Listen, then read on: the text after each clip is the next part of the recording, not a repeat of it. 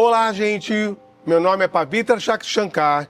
Estamos aqui mais uma vez com os nossos vídeos de O Amor é um Bom Guia. E eu trouxe a Darmani, como vocês pediram, mais uma vez, para a gente bater um papo aqui interessante. Ela trouxe novas questões. Vamos ver o que ela tem a dizer. Darmani, seja bem-vinda. Muito obrigada. Vamos falar sobre cura da percepção hoje, que é a base do seu trabalho e que tem bastante aqui no seu livro também, é um tema muito recorrente no seu livro. O que você acha? Sim, vamos conversar sobre isso. O que você trouxe para a gente? Fala para mim. Olha, eu acho que para a gente começar esse bate-papo, eu acho que eu queria saber de você um pouco sobre a nossa relação com os eventos. Eu particularmente percebo que essa disfunção, eu que sou da área da respiração hoje, né, sou terapeuta de respiração, eu percebo que esse ritmo acelerado que a gente vive na contemporaneidade, né, essa respiração curta e ansiosa, ela desbalanceia a nossa interação com os nossos eventos, e muito. Claro. Isso está muito complicado. Então, por exemplo, se a gente tem aqui o nosso sistema nervoso simpático e parasimpático, e a gente tem esse excesso de interferências o tempo todo, estimulando a gente ficar muito desconectado da gente, então isso está muito comprometido.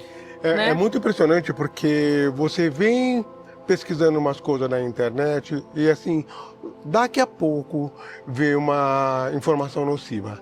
Sim, né? Sim. Ou uma coisa ruim que acontece no mundo com alguém, ou uma coisa grotesca que você acaba vendo imagens fortes. E esse estímulo nocivo, né? Que mexe com os nossos estados de uma forma ruim. E aí você precisa corresponder em algum momento e estar com o seu sistema nervoso simpático atuante, disponível para você. Você não está, você está com sono, você está cansado, você está esgotado. E às vezes você precisa estar com o seu sistema nervoso parasimpático, por exemplo, ativado para você descansar e dormir, e você está ligado. Então, por exemplo, isso, né? Essa questão dos eventos, né? Veja bem, tem um cientista que chama-se Rupert Sheldrake. Ele fala algo bastante interessante. Ele fala assim, de que tem uma energia que empresta forma às coisas. Ele chamou de campos mórficos ou campos morfogenéticos. Uhum. É uma energia que permeia da forma. Então, o que acontece? Os campos mórficos, eles têm o poder e a função de... Por exemplo, uma lagartixa, o tempo vai passar, ela vai continuar nascendo nesse formato. Uhum. E esses campos, eles mantém a forma. Uhum. Né? Uma cadeira com forma de cadeira, o trono é isso, né? E vai mantendo mesmo os pássaros, os animais, mantém aquela forma, os seres humanos vêm sempre dessa forma. E esses campos mórficos e os campos morfogenéticos, uma das funções é justamente manter o desenho da ressonância. Então, digamos assim, de repente, você lembra, você passa por uma situação em que você passou por tais coisas específicas e aquilo referiu você durante um tempo. Muito bem, passa um tempo, entendeu? E o campo mórfico, quando ele volta semelhante.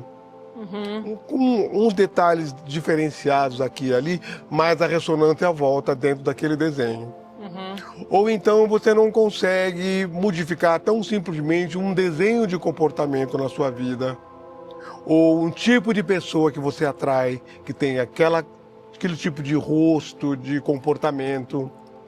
Uhum. É tudo dentro dessa ciência dos campos mórficos. Uhum. Né? E aí, qual que é o forte disso? Você entende que tem um campo de expressão da criação que sustenta isso, é a forma de sustentar. Sim. Entende? Você se identifica enquanto Dharmani porque você tem essa altura, porque você tem esse corpo, porque você tem esse estado, esses sentimentos, todo esse campo morfo-paratorial. Isso é Dharmani. E você se reconhece, então eu sou Dharmani. Né? À medida que isso se repete, porque tem uma coisa que acontece aí que é assim, eu conheço, outra coisa é eu reconheço. Então, à medida que aquilo se repete, você vai passando a se reconhecer, ou você reconhece ou outra pessoa ou o evento a partir da repetição. Sim. Né? E isso vai gerando cada vez mais formas de ressonância com formas parecidas. Então tá. Esse potencial que nós temos de reconhecer, ele é um dado importante no reconhecimento da realidade. É muito importante você reconhecer a realidade. Você lidar realmente com suas coisas. Olha, eu sou Pavitra Shankar, eu não sou José da Silva. Não é ali. Ali eu vou ter José da Silva e fica mudando de aspecto constantemente, porque eu me perco, eu enlouqueço e perco minha identidade. Sim. Né? Então, à medida que você reconhece a repetição e dentro da repetição você consegue, então, delinear algo harmonioso e curativo para si. Então vamos lá, a cura da percepção. Eu acho que é exatamente essa questão de você afinar a sua capacidade de perceber. Na filosofia, tem muito essa questão de você pontuar uma questão e dali você desencadear o espanto, que significa expandir a partir daquele ponto, aquela percepção específica, e a partir dali coisas vão acontecer na sua percepção e ampliar.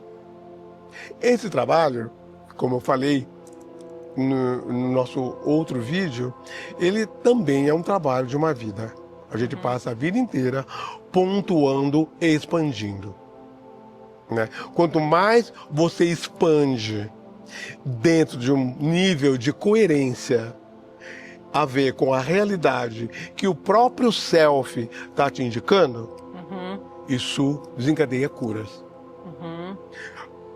Tem uma coisa muito importante, muito interessante, assim, que eu costumo citar quando eu estou atendendo, é assim, olha, você vai ao médico.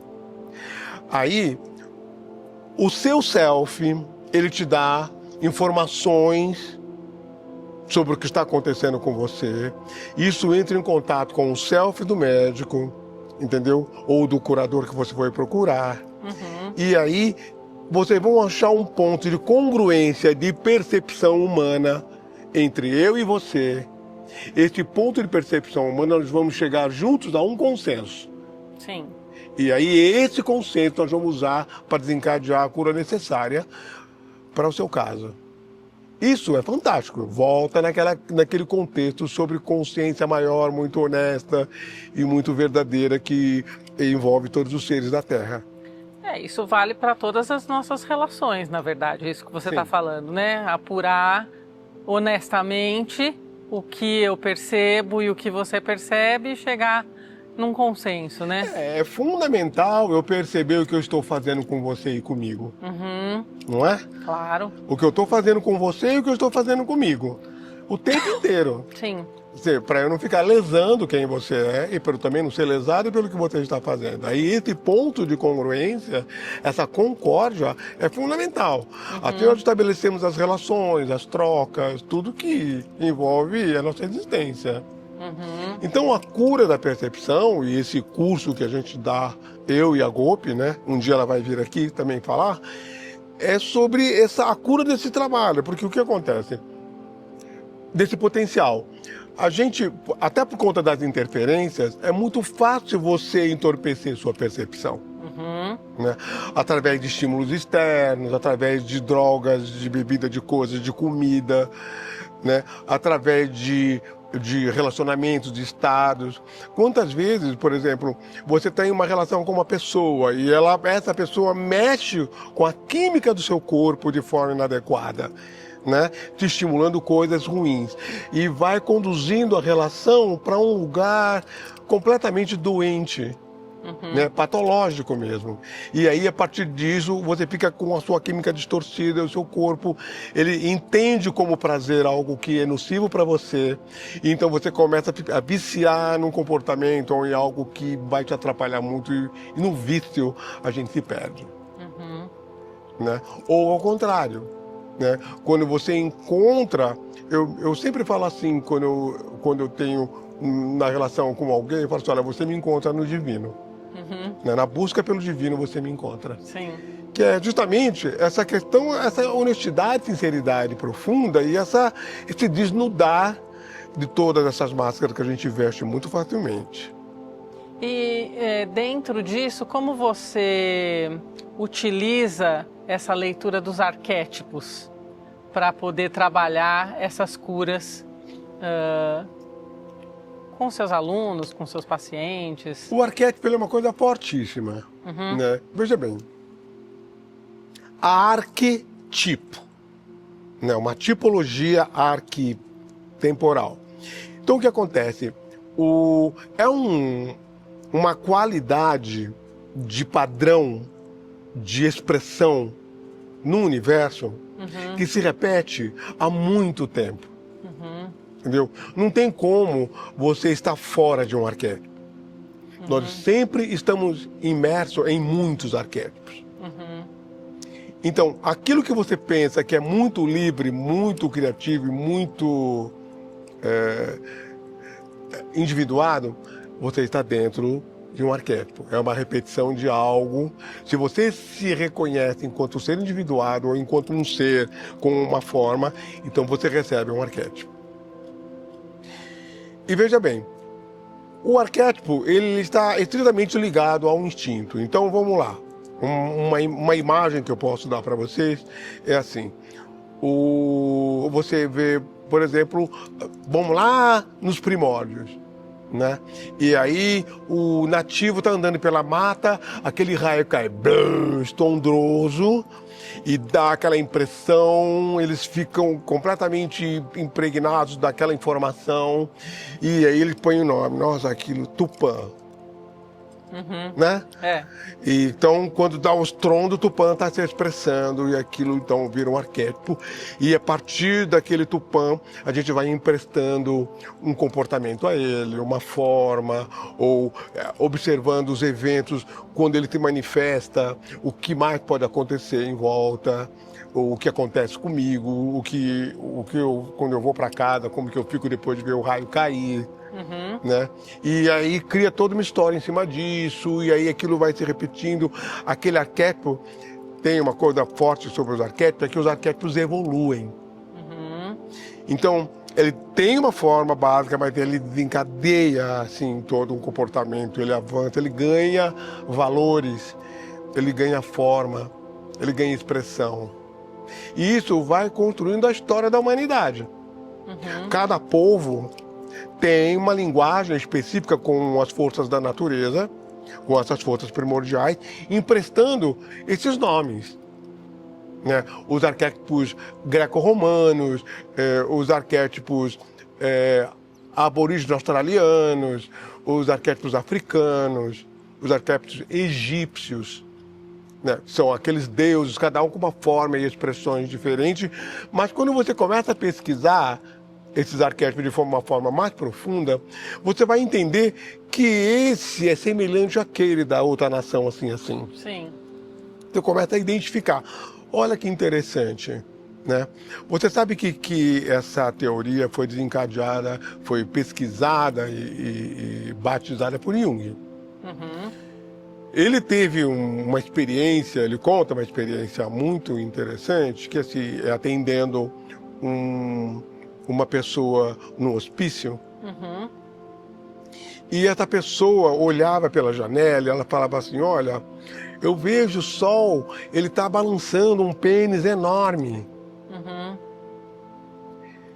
Um pênis gigantesco, fica balançando aquele pênis, eu fico olhando, o que será que é isso, né? E aí ele botou aquela visão dele em todo o contexto da necessidade dele de busca. Certo. Claro. E aí o Jung viu assim que existia, na pesquisa dele sobre a cultura mundial, um lugar, um povo, que existia um sol com um pênis enorme balançando no ar. Aí ele falou assim, nossa... Dentro do inconsciente coletivo, desse conceito dele, né? Exatamente. Primeiro ele fez contato com o louco. Depois ele fez contato com o que isso existia. A partir disso, despertou uma coisa assim, nossa, existe um inconsciente coletivo. E aí ele catalogou mais de 8.000 símbolos no mundo inteiro e criou a teoria dos arquétipos. Né? Isso, na verdade, assim...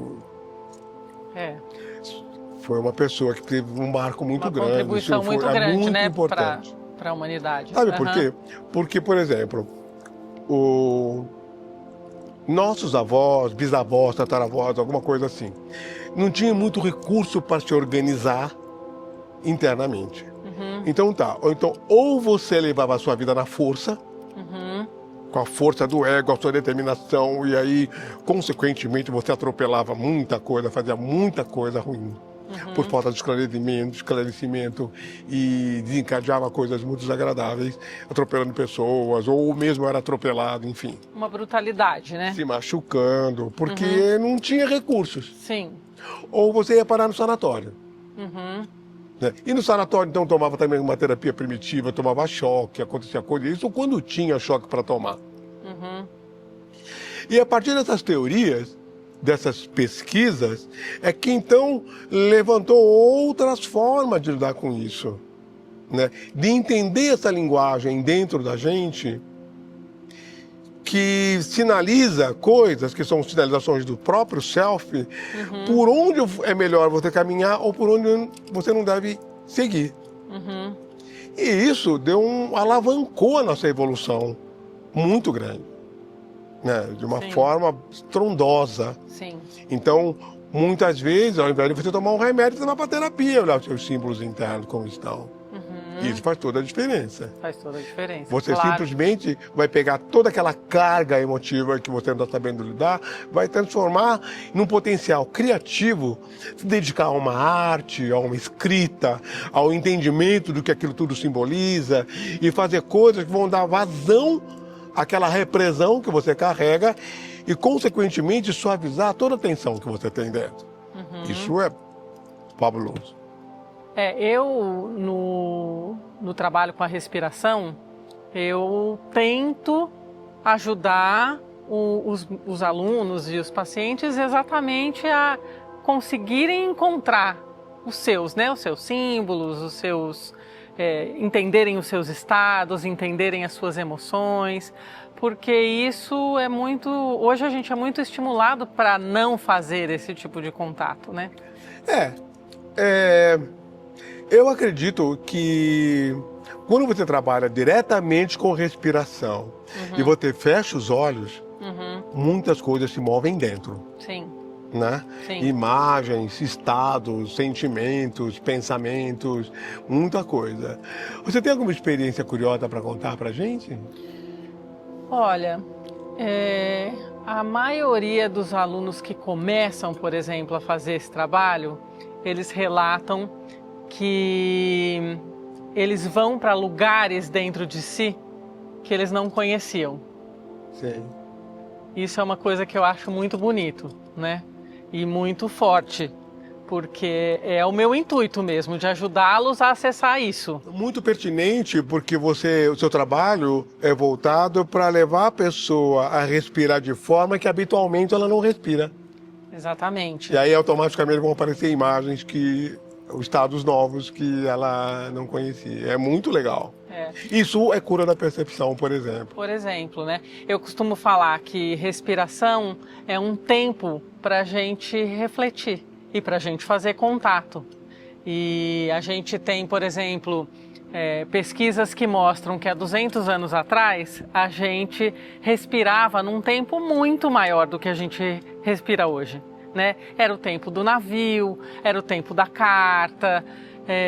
Então você conseguia fazer tudo com mais contato, embora existissem essas brutalidades que a gente falou, certo? Mas, ao mesmo tempo, com a Revolução Industrial e depois com a internet, isso ficou muito acelerado. Então a gente respira de uma forma muito curta hoje, o que nos impossibilita de fazer esses contatos. E aí toda a percepção fica comprometida com essa ansiedade, né? No meu livro eu falo muito sobre essa questão do chamado que a gente tem dentro. Né? Nós recebemos muitos chamados de nós mesmos. Né? Ou através de um sintoma, ou através de um pensamento, de um sentimento, de uma emoção, de uma vontade, de um desejo ou de uma curiosidade. Né? A gente recebe muito esse chamado. E você sabe que eu tive uma experiência, tem um capítulo que eu falo assim, que eu estava fazendo um trabalho com um autobuscador. Eu me coloquei na frente dele para fazer justamente uma questão de olhar, um trabalho de olhar, e manifestar para ele a essência, a janela, fazer um trabalho de janela da alma, através do olhar, e mostrar o estado de essência de luz que ele pode alcançar através desse exercício. Muito bem.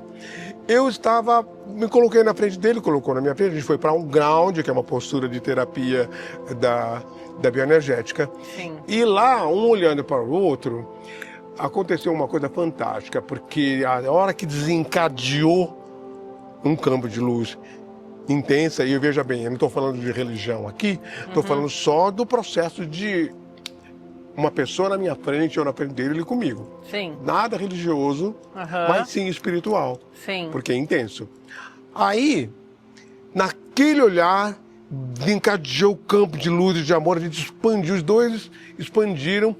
Automaticamente, na minha essência, né, na minha mente, na minha psique, eu vi assim, olha, a águia voando de asas abertas, ela vinha para cima de um coelho e ela então agarrava o coelho e naquela expansão de abertura de asas, naquele lugar de plenitude que ela se encontrava, ela sentia esse amor. Da vida, da essência dela. Eu pensei assim, nossa, que coisa fantástica, porque eu entendi que quando o rato fica preso num transe hipnótico na frente de uma serpente, ele fica preso na hipnose desse campo magnético do cardíaco, desse campo de amor, e o sentimento dela é de plenitude, de amor pelaquilo que a nutre. E isso desenha o nosso comportamento arquetípico de porneia. Sim, que é esse relacionamento de amor, é um estágio do amor, de sobrecarga. Você ama aquilo que o alimenta, que é o relacionamento da mãe com o filho. O bebê. O bebê é uma mãe porque a mãe é a nutrição dele. Isso é fantástico. Jean-Yves Leloup, isso, né? O conceito dele. E aí é uma coisa, sim, o Leloup. E aí uma coisa louca que acontece, que assim, com a criança, ela nem concebe uma mãe que não faça parte disso. Até uma determinada idade, a mãe é isso. E isso é o relacionamento da porneia que nomeia o nosso relacionamento de pornografia. Gente, olha, porneia dá continuação à pornografia, que é uma relação de sobrecarga e é o relacionamento do amor de uma criança que se alimenta da mãe. Certo. Aí nós temos uma cura de percepção muito específica, porque eu pude fazer o trabalho de cura, então, de entender em que estágio essa pessoa se encontrava da dimensão do amor para ela e o que fazer, então, com aquele trabalho, por pura ressonância. Isso é muito fantástico. Muito legal. Eu amadureci. E sim, a ressonância. Eu amadureci um conteúdo meu para poder dar continência ao processo da pessoa que eu estava atendendo.